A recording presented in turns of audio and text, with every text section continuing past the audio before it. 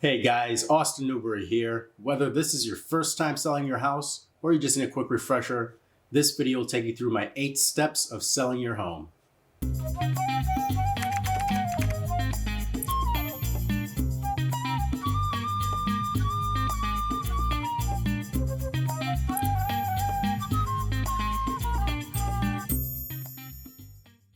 Step number 1 in the home selling process is choose your real estate agent.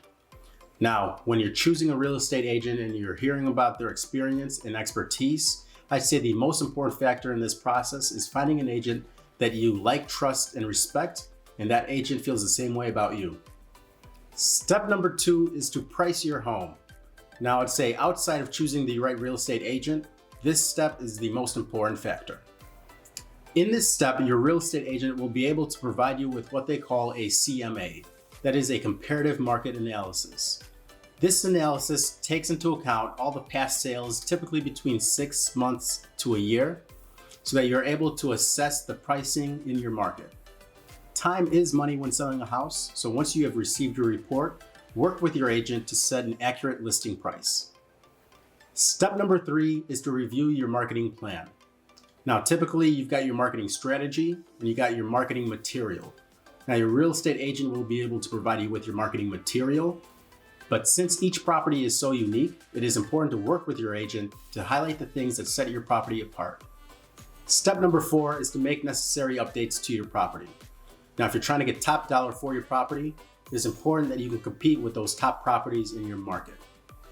Often, a little cosmetic update can go a long way when you're selling your house, so don't be afraid to make that investment. Step number 5 is private showings and open houses. Once your property is live, you'll start to receive requests for private showings, and your real estate agent may set up open houses. It is important to keep the house tidy and clean. For each buyer who comes through your property, you want it shown in its best light. Step number 6 is to negotiate. Now, when you start to receive offers, some may be good, but oftentimes you'll get an offer that's below what you're willing to take. At this point, I urge all my sellers not to be afraid to negotiate and to provide a counteroffer. Oftentimes, a buyer's initial offer is well below what they're willing to spend, so for the seller, sometimes you need to give a little to get back a lot. Step number 7 is escrow. Now, escrow occurs after you've found your buyer and you've executed your contract. Now, during this escrow period, the buyer has a number of tasks to get done. The buyer has to get their inspection completed, the buyer has to get their appraisal completed, and the buyer has to do their final walkthrough. It is very important for the seller to be as accommodating as possible during this time so the buyer can complete their tasks so they can close on time. The final step in the selling process is closing. Now, by this point, all the conditions have been completed.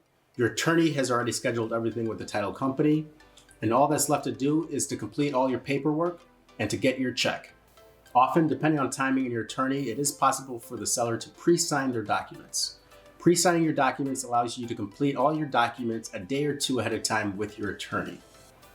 This is a great option for sellers. Since it frees up the time on closing day, they're able to spend more time moving their things to their next property.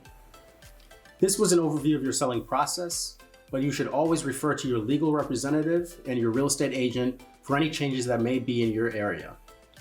Thanks for sticking with me, and I'll see you guys next time.